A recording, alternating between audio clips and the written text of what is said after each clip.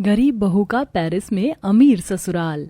निशा के लिए पेरिस से अमीर घर का रिश्ता आता है और लड़के वाले ये रिश्ता पक्का कर कुछ ही देर में अपनी गाड़ी में बैठकर वहां से चले जाते हैं। गांव के कुछ लोग गरीब निशा के घर इतने अमीर लोगों को देखकर हैरान हो जाते हैं और जैसे ही निशा और उसका पूरा परिवार बाहर आता है सब आपस में बातें करते हैं। बहन, लड़के वाले काफी अमीर लग रहे थे, हमारी निशा का रिश्ता पक्का हो गया क्या? मेरी निशा का रिश्ता पक्का हो गया है, अब तो मेरी बेटी विदेश में जाएगी। जानती हो कहाँ से रिश्ता आया था? लड़के वाले पेरिस में रहते हैं। शांति, अपनी बेटी का रिश्ता 7 समंदर पार करवा कर तुम खुश हो रही हो। अगर मैं होती तो मैं अपनी बेटी का रिश्ता इतनी दूर कभी ना करवाती। तुम जानती भी हो पेरिस में कितने बुरे लोग रहते। मैंने तो सुना है वहाँ के अमीर लोग हम गरीब लोगों की बेटी से शादी कर लेते हैं और उन्हें पेरिस में ले जाकर नौकर बना कर रखते हैं और बहुत लोग तो उन्हें बेच देते हैं। अपनी कुछ पड़ोसन की बातें सुनकर शांति और विनोद काफी परेशान हो जाते हैं। इसी तरह 2 दिन बीत जाते हैं और जब शांति के रिश्तेदारों को पता चलता है कि निशा का रिश्ता पेरिस के अमीर लड़के से लग गया है तो वो लोग भी घर आते हैं। भैया, तुम तो बहुत बुरे हो, आखिर तुमने दिखा ही दी ना अपनी और पराई बेटी में फर्क। वैसे तो तुम कहते थे कि तुम मेरी अंजलि के लिए भी बहुत अच्छा लड़का देखोगे, पर जब पेरिस से रिश्ता आया तो तुमने अपनी बेटी का रिश्ता तय कर दिया। बहन, ऐसा नहीं है। मैंने हम दोनों की बेटी की फोटो लड़के वालों को भेजी थी। अब लड़के वालों को अगर निशा पसंद आई तो इसमें हमारी क्या गलती? हाँ भैया, तुम्हारी क्या ही गलती होगी, पर मैं तो खुश हूँ जो लड़के वालों ने निशा को पसंद किया, क्योंकि वो लोग अगर रिश्ता लेकर आते तो भी मैं अपनी बेटी की शादी पेरिस में नहीं करती। इसी तरह कुछ दिन और बीत जाते हैं। अब जो भी आता है वो सुरेश और शांति के कान भरते और NRI बिजनेसमैन लड़के के बारे में शांति और सुरेश को भड़काते हैं। लोगों की बात सुनकर एक रात सुरेश जब अपने पूरे परिवार के साथ खाना खा रहा होता है तो अपनी बेटी और बीवी से कहता है, हमने अपनी बेटी का रिश्ता पेरिस में करके लगता है गलती करी है। जिसको देखो वो यही कह रहा है कि मुझे अपनी बेटी का रिश्ता पेरिस में नहीं करना चाहिए था। शादी में अभी समय है, मैं ये रिश्ता तोड़ दूंगा। मैं अपनी बेटी को 7 समंदर पार नहीं भेजूंगा। मैं नहीं जानता वहां के लोग कैसे होते हैं, और अगर मेरी बेटी इतनी दूर चली गई तो मैं कभी जान भी नहीं पाऊंगा कि वो कैसे अपने ससुराल में रह रही है, और मैं अपनी बेटी को दुखी नहीं देख सकता। अगले महीने शादी है, हमने सारी तैयारी कर ली है। अगर अब रिश्ता हमने तोड़ा तो आप जानते हैं ना, कोई हमारी बेटी का हाथ नहीं थामेगा। पापा, फिक्र मत कीजिए, मेरी किस्मत में जो लिखा होगा वही होगा। अगर मेरी किस्मत में दुख होगा तो मैं गांव में रहकर भी दुख काटूंगी, और अगर मेरे नसीब में खुशियां होंगी तो मैं पेरिस में भी खुश रहूंगी। माँ सही कह रही है, हम गांव में रहते हैं, यहाँ के लोगों की सोच बहुत छोटी है। अगर किसी भी वजह से मेरा रिश्ता टूटा तो लोग मुझ में ही कमियां निकालेंगे, और मेरी वजह से आपकी बदनामी हो मैं ये देख नहीं पाऊंगी। अपने गरीब माँ बाप के लिए निशा पेरिस के लड़के से शादी करने के लिए राजी हो जाती है। इसी तरह 1 महीना बीत जाता है और बहुत जल्द निशा की शादी होती है। पंकज बेटा, मैं अपनी बेटी को बड़े ही नाजों से पाला है। मेरी एक ही बेटी है। पेरिस में उसे कभी दुख मत देना। वो गांव की देसी लड़की है, विदेश के तौर तरीके नहीं जानती। अगर उससे कभी गलती हो तो माफ कर देना। भाई साहब, डरिए मत, निशा मेरी बहू नहीं मेरी बेटी है, और देखना पेरिस में जाकर वो भी हमारी तरह लग्जरी लाइफ जिएगी। चलो निशा, गाड़ी में बैठ जाओ, हमें एयरपोर्ट जाने के लिए लेट हो रहा है। निशा अपने घर वालों से मिलकर एयरपोर्ट जाती है और कुछ ही देर में निशा अपने पति, सास और ससुर के साथ पेरिस पहुंचती है, जहां निशा की 2 जेठानी और नंद निशा का देसी लुक, जूड़ा, गजरा, गहना और सिर पर दुपट्टा देखकर मुंह बनाती हैं। माँ जी, आप तो कह रही थी कि मेरी देवरानी हम दोनों से अलग है, पर इतनी अलग है ये नहीं बताया था। आप तो बिल्कुल गाँव की देसी गवार उठा कर ले आई है। इसे तो ना कपड़े पहनने का सेंस है और ना ही मेकअप करने का। माँ, आप मेरे लिए कैसी भाभी लेकर आ गई हैं? इन्हें तो मैं अपने दोस्तों से भी नहीं मिलवा पाऊंगी। आप क्या चाहती हैं? बाहर के लोगों के सामने मेरी इंसल्ट हो? उनके कपड़े देखिए, बिल्कुल 3rd क्लास है। हम कहाँ लग्जरी लाइफ जीने वाले और कहाँ ये गोबर मिट्टी में रहने वाली। बस काजल, मैं अपनी वाइफ के खिलाफ एक शब्द नहीं सुनूंगा। मुझे निशा बहुत पसंद है, और भूलो मत, हम भी इंडियन हैं। हम भी किसी छोटे से गाँव से निकलकर ही पेरिस में आए हैं, और आज तुम मम्मी पापा की बदौलत ब्रांडेड कपड़े पहनकर घूम रही हो। अगर उन्होंने मेहनत न की होती, अपना खुद का बिजनेस न खड़ा किया होता, तो शायद हम भी गांव की मिट्टी में ही पले होते। पंकज की बात सुनकर कविता, सुमन और काजल का मुंह बंद हो जाता है और वो तीनों पैर पटक कर अंदर चली जाती हैं। जिसके बाद आशा अपनी बहू बेटों को दरवाजे पर रखती है और खुद रसोई से पूजा की थाल और कलश लेकर आती है और अपनी बहू की आरती उतार के उसका गृह प्रवेश करवाती है। तो वहीं निशा जब अपना बड़ा सा आलीशान महल जैसा घर देखती है तो उसकी आंखें फटी की फटी रह जाती हैं। मेरा ससुराल कितना अमीर है, मैं गांव की लड़की छोटे से मिट्टी के घर में रहने वाली, मैं यहाँ कैसे एडजस्ट करूंगी। बहू क्या हुआ, घर देखकर घबरा रही हो? डरो मत, ये तुम्हारा ही घर है। जैसे मेरी यहाँ दोनों बड़ी बहू बेटी रहती है, वैसे ही तुम भी रहना। जहाँ पर सब कुछ ब्रांडेड है। हमने जो कपड़े पहने हैं वो जारा के हैं, हमारे जूते 20,000 के हैं, और तुम्हारी सास ने जो बैग लिया है वो गुच्ची का है। पंकज, कल तुम बहू को मॉल ले जाकर शॉपिंग करवा देना। तांगे में बैठने वाली अब कार में बैठकर पेरिस की रोडों पर घूमेगी। निशा बहू, तुम अपनी जेठानियों की बातों पर ज्यादा ध्यान मत दो और जाकर आराम कर लो। आशा के कहने पर निशा अंदर जाती है और जब वो लोग अपने कमरे में जाते हैं तो पंकज अपने फिंगरप्रिंट लगाता है और उससे कमरे का दरवाजा खुल जाता है। अब जब निशा अपने कमरे में जाती है तो मुलायम मखमल बेड देखकर वो काफी खुश होती है। ये बेड कितना मुलायम है, कितना मजा आ रहा है इस पर बैठने पर। निशा, ये तो बस शुरुआत है, अब तुम थोड़ा आराम कर लो, फ्रेश हो जाओ, फिर एक साथ डिनर करेंगे। इतना बोलकर पंकज अपना वॉशरूम दिखाता है और कैसे शावर चलता है, किधर चलेगा, ये सब कुछ निशा को सिखाता है। कुछ देर में पूरा परिवार डाइनिंग टेबल पर खाने के लिए आता है, जहाँ कुछ नौकर खाना सब खा रहे होते हैं। तुम खाने को क्या देख रही हो? उप्स, हम तो भूल ही गए, तुम तो गांव की देसी गवार हो। हाँ, तो सही कहा ना, आज से पहले कांटे चम्मच का तो इस्तेमाल किया ही नहीं होगा। सुमन, ऐसा क्यों बोल रही हो? हर इंसान धीरे धीरे चीज सीखता है। निशा, डरो मत, तुम भी सीख जाओगी, बस तुम हमें खाते हुए देखो। अब निशा घर वालों को देखकर उनकी तरह खाने की कोशिश करती है, पर वो खा नहीं पाती और उसका खाना नीचे गिर जाता है, जिस वजह से सुमन, कविता और काजल जोर जोर से हंसने लगती हैं। गांव की गवार को कितना ही क्यों ना कुछ सिखा दिया जाए, वो गवार गवार ही रहता है। बहू, थोड़ा सोच समझ कर बोलो। माना कि निशा बहू गांव से है, पर वो भी पढ़ी लिखी है, वो भी गांव में नौकरी करती थी। इस तरह उसका बार बार मजाक बनाना सही नहीं।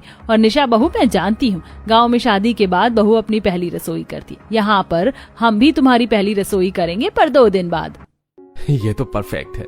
अब मैं आराम से 2 दिनों तक निशा को पेरिस घुमा पाऊंगा, वो भी अपनी लैम्बोर्गिनी से। ससुराल में आकर निशा काफी खुश थी। अगले दिन पंकज और निशा तैयार होते हैं और पंकज निशा को अपनी लैम्बोर्गिनी गाड़ी में बिठाता है और कुछ देर में वो लोग एक बड़े शोरूम में जाते हैं, जहां पंकज अपनी पसंद के निशा को कुछ डिजाइनर ड्रेस और सैंडल दिलाता है। ये 1 पीस तुम पर बहुत अच्छी लगेगी, तुम अपनी पहली रसोई वाले दिन यही पहनना मैडम। आप एक काम कीजिए, 1-2 ड्रेस, सूट और साड़ी पैक कर दीजिए। पंकज जी, सूट और साड़ी तो ठीक है, पर मैं 1 पीस गाउन, इस तरह की ड्रेस नहीं पहनती। नहीं पहनती तो क्या हुआ, ले लेते हैं, क्या पता कभी तुम्हारा मन बदल जाए।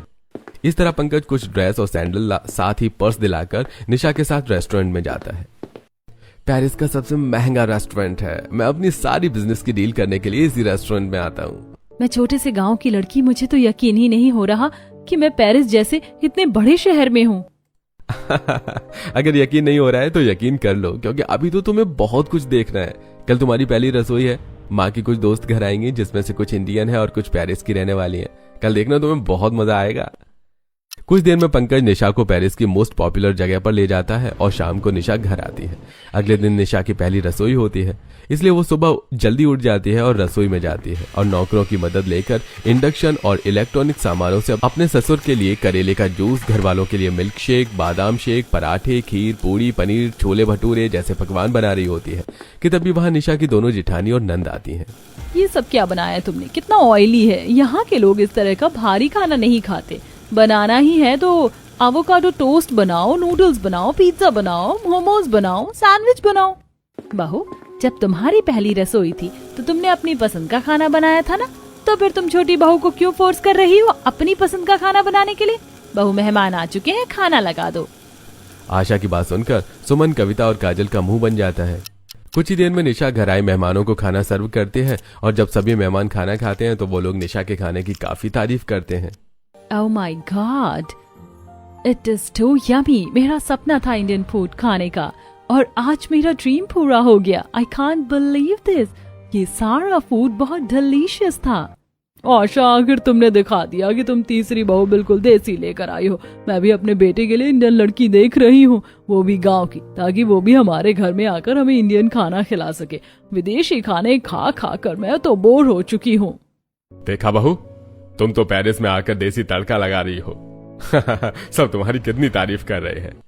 घर आए मेहमानों के मुंह से अपनी तारीफ सुनकर निशा को बहुत अच्छा लगता है, तो वहीं कविता, सुमन और काजल निशा की खुशी देखकर जलती है।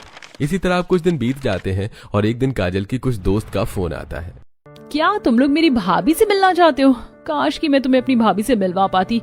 माफ करना, पर मेरी भाभी 1 महीने के लिए इंडिया वापस चली गई। दरअसल उनके पापा की तबीयत खराब हो गई थी। वो जैसे ही आएंगी मैं तुम लोगों को उनसे जरूर मिलवाऊंगी। काजल, निशा तो घर में ही है, तुमने अपने दोस्तों से झूठ क्यों कहा? रवि, काजल ने ये बिल्कुल सही किया, अपने दोस्तों से झूठ बोलकर। आप देखिए ना, काजल के ज्यादातर फ्रेंड अंग्रेज हैं। अगर काजल के दोस्त इस गरीब गंवार देसी निशा से मिलेंगे तो हमारी नंद की क्या इज्जत रह जाएगी। ऊपर से इस गरीब की वजह से काजल की इंसल्ट होती है। देख रही हो आप, आज सिर्फ और सिर्फ आपकी वजह से मुझे अपने दोस्तों से झूठ बोलना पड़ा, क्योंकि मैं उनको आपसे नहीं मिला सकती। एक बार फिर काजल अपनी भाभी को भला बुरा बोलकर अपनी लग्जरी बैग उठाती है और कॉलेज के लिए निकल जाती है। तो वहीं सुमन और कविता भी अपने पति और ससुर के साथ ऑफिस के लिए चले जाते हैं। इसी तरह कुछ दिन बीत जाते हैं और निशा घर में रहकर अपनी सास के साथ घर के काम करती है। ऐसे ही एक दिन निशा अपने पति, ससुर, जेठ और दोनों जेठानी के लिए लंच पैक करती है। दीदी, मैंने आज खाने में पास्ता, सैंडविच और कुछ ग्रीन वेजिटेबल सलाद बनाए थे। बिल्कुल वैसे ही खाना जैसे आप लोगों को पसंद है। मैंने आपका लंच पैक कर दिया है, आज आप सब लंच लेकर जाओ। निशा, तुम हाउस वाइफ हो, हम नहीं, और तुम क्या जानो ऑफिस कैसे संभाला जाता है। हम किसी की गुलामी नहीं करें, हमारा खुद का बिजनेस है और हम वहाँ के मालकिन हैं। हम लोगों को खाना खिलाते हैं, ना कि घर से खाना लेकर जाते हैं। घर से अपना लंच वो लेकर आता है जिसकी बाहर खाने की हैसियत नहीं। और हमारी कंपनी में तुमसे अमीर लोग काम करते हैं, इसलिए हमें लंच के नाम पर तुम्हारी पोटली ले जाने की जरूरत नहीं। हमारे ऑफिस में हम अपने एम्प्लॉयर को खाना प्रोवाइड करवाते हैं और वही अच्छा खाना खुद भी खाते हैं। बहू, बाहर का खाना तो बाहर का ही होता है। कौन सा ऑफिस में हमारे घर की औरतें खाना बनाती हैं। मैं तो कहीं भी जाता हूँ तो घर के खाने को बहुत मिस करता हूँ, इसलिए मैं तो बहू का बनाया हुआ लंच जरूर लेकर जाऊंगा। और मैं भी। अपने जेठ और ससुर की बातें सुनकर निशा को बहुत अच्छा लगता है। तो वहीं कविता और सुमन की बातों से निशा को काफी हर्ट होता है।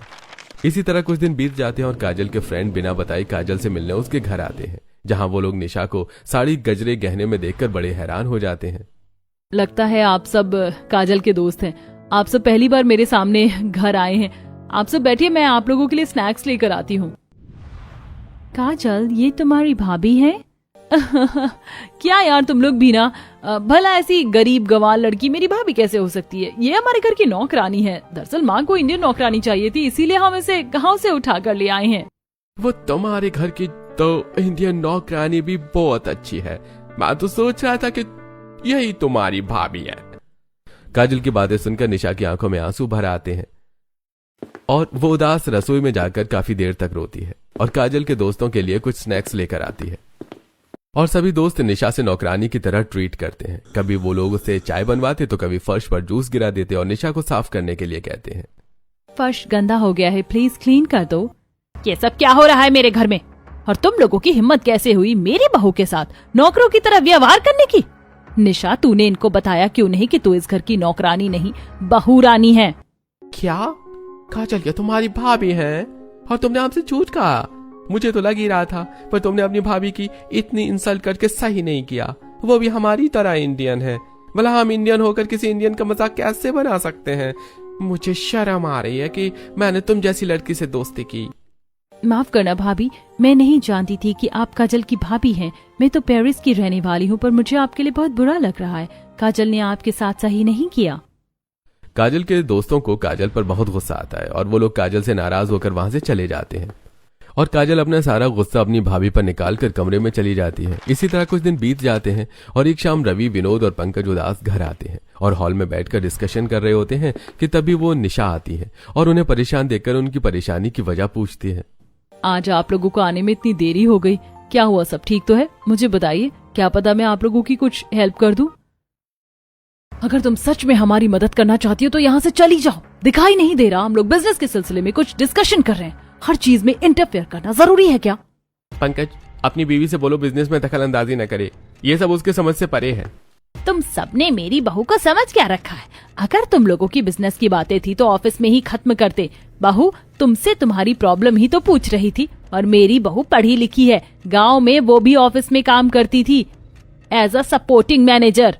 आशा सही कह रही है, हमें एक बार निशा को अपनी परेशानी बता देनी चाहिए। क्या पता निशा को ये अच्छा आइडिया दे दे। माफ करना निशा, हमने तुमसे ऐसे बात की। दरअसल हमने अपना न्यू ब्रांड ओपन किया है और उसमें एक बहुत बड़ी कंपनी इन्वेस्ट कर रही है, पर कुछ लोगों ने अफवाह फैला दी कि हमारे सारे ब्रांड डुप्लीकेट हैं, इसलिए अब वो कंपनी इन्वेस्ट नहीं कर रही है और अगर उन्होंने हमारे साथ काम नहीं किया तो हमारा करोड़ों का नुकसान हो जाएगा। हमें समझ में नहीं आ रहा कि अब हम अपना न्यू ब्रांड कैसे लॉन्च करें, कौन हमारी मदद करेगा। बस इतनी छोटी सी प्रॉब्लम है और आप लोग इतना परेशान हो रहे हैं। उस इन्वेस्टर को तो पता नहीं कि आप कितने और इन्वेस्टर से बात कर रहे हैं। जैसे कंपनी को लेकर झूठी अफवाह फैली है कि आप डुप्लीकेट ब्रांड बनाते, वैसे ही आप एक और अफवाह फैलाओ कि आपको आपका नया इन्वेस्टर मिल चुका है और वो पुरानी कंपनी से ज्यादा इन्वेस्ट करना चाहता है। फिर देखना वह इन्वेस्टर कैसे आपके साथ काम नहीं करता। बहू बिल्कुल सही कह रही है, हमने इस तरह से तो सोचा ही नहीं था। आजकल अफवाह में बड़ी ताकत होती है। सभी को निशा का आइडिया बहुत अच्छा लगता है और अगले दिन निशा भी अपनी जेठानी, जेठ और पति के साथ कोट पैंट पहनकर ऑफिस जाती है और कुछ एम्प्लॉइज के साथ मिलकर ऑनलाइन और ऑफलाइन दोनों ही तरह से कुछ अफवाहें फैला देती है, जिस वजह से पुराने इन्वेस्टर दोबारा से मीटिंग करता है और विनोद कोई कंपनी के साथ काम करने को तैयार हो जाता है और अब रात को पूरा परिवार घर आता है। माँ, मैं आपको बता नहीं सकता आज मैं कितना खुश हूँ। हमने जो परफ्यूम का नया ब्रांड चालू किया था, वो इन्वेस्टर हमारे साथ काम करने को राजी हो गया है और अब वो 200 करोड़ इन्वेस्टमेंट करना चाहता है और ये सब कुछ निशा की वजह से हुआ है। निशा, तुम बेस्ट हो, तुम्हारा आइडिया काम कर गया। अगर तुम न होती तो हमारा करोड़ों का नुकसान हो जाता।